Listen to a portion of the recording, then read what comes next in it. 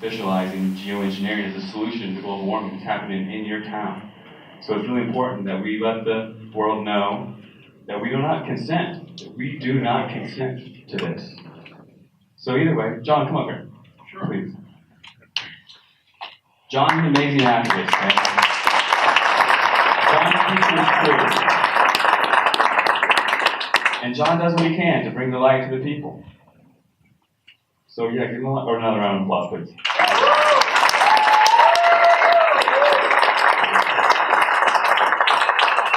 Good morning, good morning, good morning. Teddy Roosevelt said, do what you can with what you have where you are. Notice that word you in there? You doesn't mean listen to that phrase and go, yeah, that's a really great idea. Yes, sir. You means you. So today it's not about me, it's about you. Each and every one of you. Whether we get the live stream done or not, whether this gets recorded or not, at least I have a group right now that I can talk to individually. I've got some notes. I apologize for the notes, but when George Hunt did his landmark video about the formation of UN Agenda 21, he read it from the script 1 month before Agenda 21 was published in 1992. Okay. There's another phrase. That's all right, I'll work with this. Sometimes perfect is the enemy of good. Do I wish? I'll tell you what, Daniel. I'm kind of tethered to this. Daniel, could you give me a pan of the signs that we've got over on the side of the room? Because they're way more important than I am. Those are some of the tools of being an activist. Signs.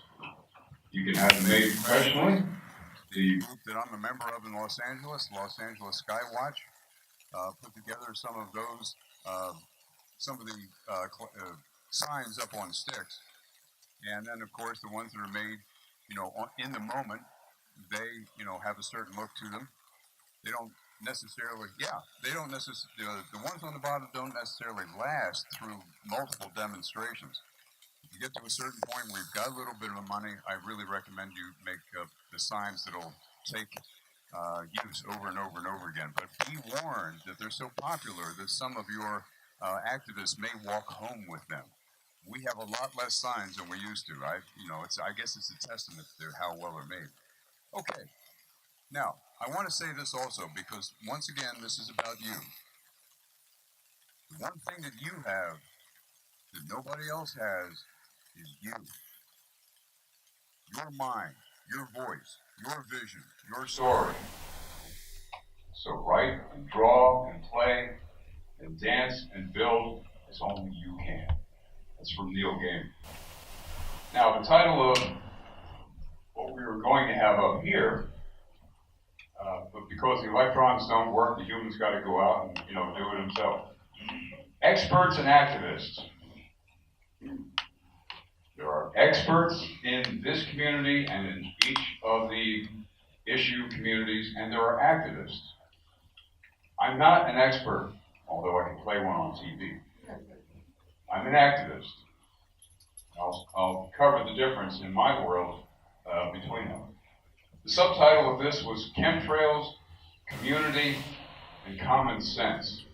The reason why I'm up here is because I have common sense and I pay attention to it. I'm not the sharpest knife in the drawer, but I've got common sense. So, as an activist, one of the things that you come up against when you bring out your tools is cognitive dissonance. I'll bet you most everybody in this room is kind of familiar with what cognitive dissonance, what the definition is. We all have it. Every human being who breathes in this world has cognitive dissonance at some level. It will come up when you present them with an idea which is counter to what they've learned is the truth. Learned is the truth. Not found out, learned, told. We were coming up here through on 4th Avenue, and the tramway came by. There were 3 cars, and I'm kind of in the mood of, what am I going to say?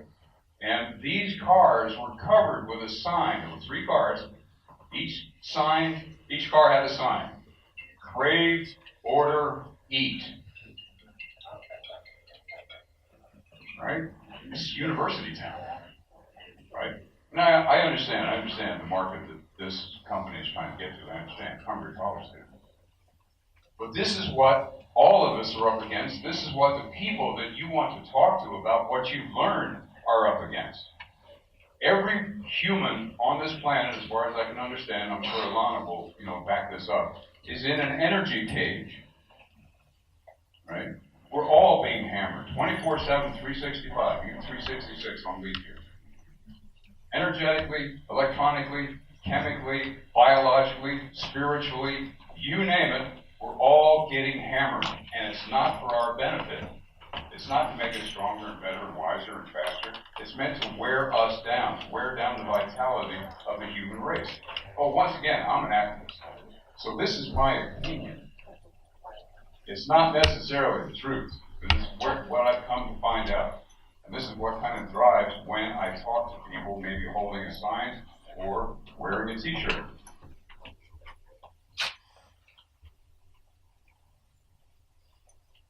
As an activist, I have the Cliff's Notes. I don't have the details, I don't have the footnotes, I don't have the bibliography, I don't have the documents in my hand. But I can tell you where to go to find those documents, to get those footnotes, to read the bibliography, to see the references. My job is to basically say to somebody in a couple of sentences something that makes them curious. Now, one of the reasons why I'm on this stage is because I started doing videos about 2 years ago, short videos with my smartphone. I'm ashamed to tell you it's a smartphone, but, it's a process, getting rid of all this stuff. And I would always end the video with, stay curious, because in my world, I'm 67, so I've come to a few conclusions along the way. I probably should come to a few more, but this is what I've got. There's nothing that's going to stop a curious human being once they want to know. Your job is to get them curious, in my world, in my opinion, right? Clifford Carnicom can do it with movies and research and a phenomenal amount of dedication. And Ilana, of course, writes books, which I have one over here, which I've read half of, and it's phenomenal, but I haven't read the other half. My thing is to say things that just kind of pique the curiosity and leave it there, because let's get back to the energetic cage. If you come up to somebody and start jamming your information through the cage bars, even if it's the answer to the universe, this person's going to back up. It's just a human reaction. Oh, yeah, you got to see this. If your hair's on fire and you got this glint in your eye, they're not going to understand. They're not going to feel where you're coming from because they're in their cage trying to be comfortable and being seduced by all the delivery things that come to their cage, and they're going to back up. So what I do is say something like, and I realize this is all about chemtrails and things like that, but there is a larger power structure which is delivering all of these systems to you for their own use. So let's go to 9/11. I saw 9/11. I was in the catbird seat right across from the World Trade Center, across the Hudson River, with a clear view of everything. It's a long story, I won't go into it now, but I saw it happen. And, of course, I went to sleep with everybody else, for a bunch of years after that. But the Hertzogami video shot from the south side of the South Tower, everyone's seen, the Wile E. Coyote jet that just slices into the side of the building without any crumple factor and just disappears. So, if you look it up and you ask, what was the speed of Flight 177 as it hit the World Trade Center, you will get 540 miles an hour, 548 miles an hour. It's all around in that ballpark. The 767-200 jet cannot attain that speed at sea level. That speed that is stated by the people that measure the videotapes of the Hertzogami video going into the World Trade Center is around 540 miles an hour. I can't remember what it is in knots. Sorry. But 540 least 120 miles an hour, 120 miles an hour faster than that physical plane can actually go at sea level. It's not possible for that plane to have traveled anywhere near that speed. And then that's it. That's what I put in front of the energetic cage, and I go away. And when I go away, when this tornado goes away, people go, they look out and they take that and they go back in the cage and they look at it. And it might take 6 months, it might take a year. But eventually you're going to go, because it itches at it, right? That's creating curiosity. And every one of the subjects that we deal with, vaccinations, you know, the amount of mercury that's in a standard vaccine versus the amount of mercury that's permissible by FDA standards, it's phenomenal. The amount that they jam into the vaccine versus what's considered safe. Just do things like that. State two facts that are kind of in opposition and let it go. Right?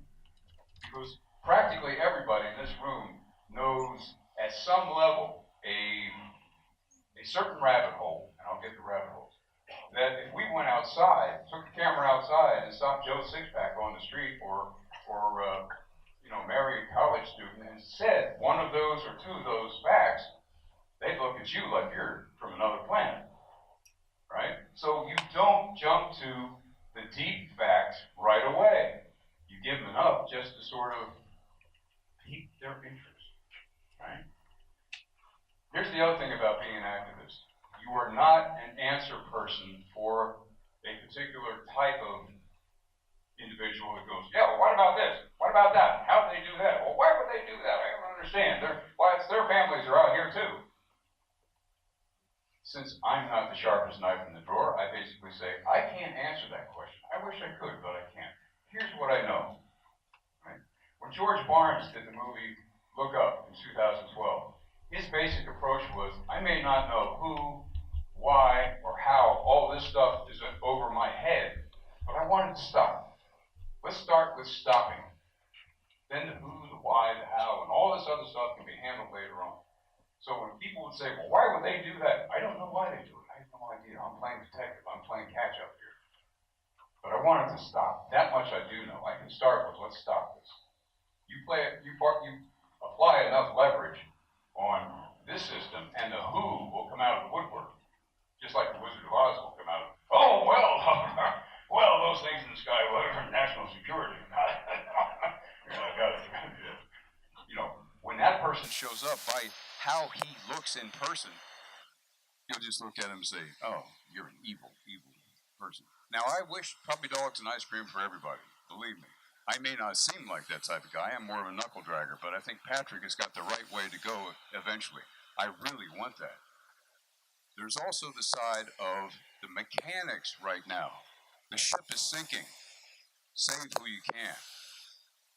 If somebody doesn't want to hear it, just doesn't want to hear it, don't waste your time. Don't burn your stomach up for this one person not to get it. Because there's tons of other people out there that might go, really? That's like pouring water on a flower when I hear, really? Or somebody who's definitely set up in the other way. Because you can always argue with somebody, negotiate, call whatever you want, but you can have a dialogue. But the ones in the middle that just go, oh, yeah, what's on CNN tonight? Dancing with the Stars?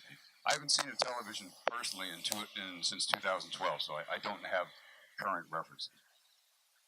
All right, so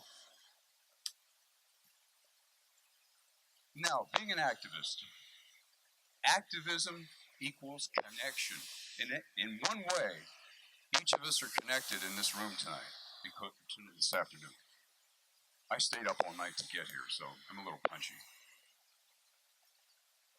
Activism gives you connection, and connection is really what sources us, what feeds us, what helps us to go further, right? You can't do it all by yourself. That's always the pitfall that we all fall into. What can I do? Well, very few of us can do anything by ourselves. Now, a lot of people go, oh, I'll have to talk to people. I'll have to tell them things.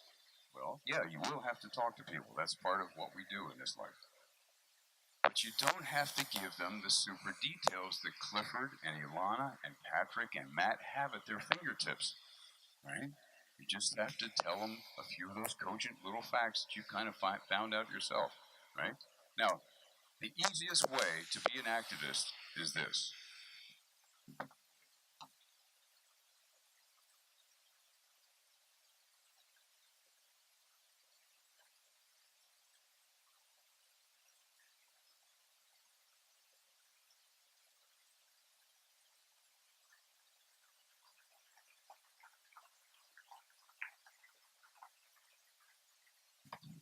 That's how easy it is to be an activist, right? This thing broadcasts all the time, even when I don't want it to. Even when I'm having a personal moment and somebody walks up to me and says, "I saw your shirt. What's that?" Oh, right, yeah, the shirt. Oh, okay. Okay, right? So what I would say to you is refrigerator magnets, T-shirts, bumper stickers are a little more permanent. Once you put that on, you're stuck with it. No pun intended. But something like this, you pick the message that you like, put that on your T-shirt, and walk around. Right? Signs, then you become the demonstrator. Then you become the real whack job. But the T-shirts, yeah, it's very easy. So what I'm saying to each one of you, once again, this is not about me. It's about each one of you in your seats. I want you to become more of an activist. Actually, I want you to become more of an activist. I can't make you want that, but if you see the benefits that I've experienced, I guarantee you, even though I'm living in my truck right now, it's absolutely worth doing what I'm doing because I've shifted how I see the world, what my values are in the world. The connection is phenomenal. There's a bunch of people on Facebook that are going to be wanting to see this live stream. It may work, it may not, but that's okay. The connections and the anticipation that all drew is there for me to tap into again and again and again. This is a marathon, and you may or may not be able to make it to the end, but each day you're going to feel good that you did something. So, how much time do we have? Okay, Matt's saying wrap it up. No worries. Okay, let's go over here.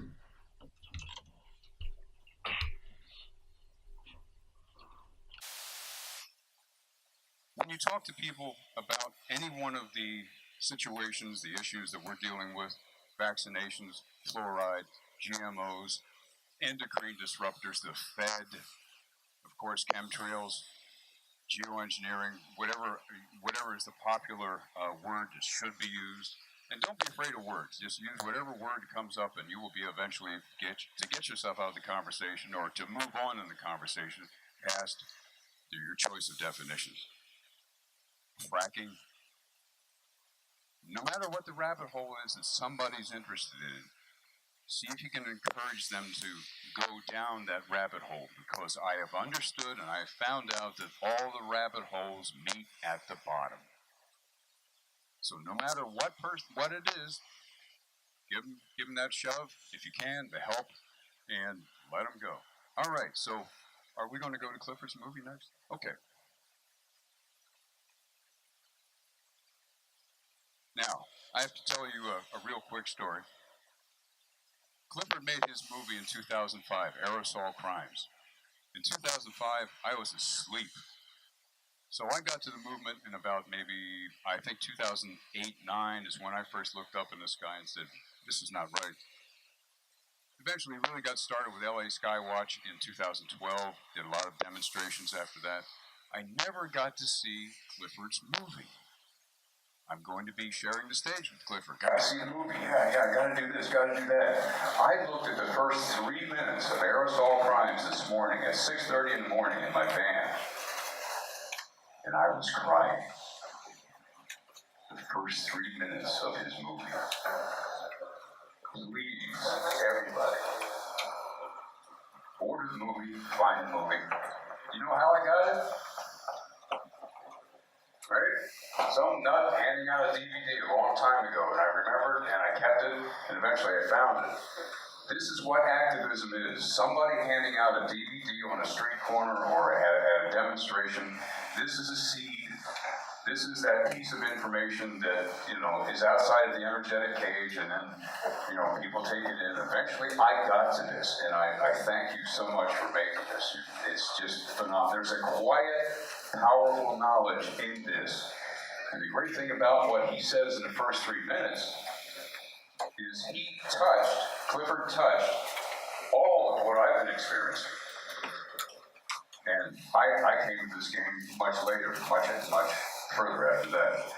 So, I'm John Knox. This is the road to Tucson, and I finally got here, and this is the ending of that road and the beginning of the next road. And I'm going to let Matt do the rest of the introductions, but thank you for listening. And remember, this is activism. I'm being an activist right now, and you can do the same thing. So don't be afraid of being an activist. Please. And I would love to see every one of you out at this demonstration tomorrow. If you've got the time, we've got the setup. I've got a bullhorn a megaphone for Matt, so it's going to be, we got signs. Please come out and tell them and show me in person that you actually took what I had to say and said, yeah, I'll be an activist. I can come out here and stand. All right? Thank you very much.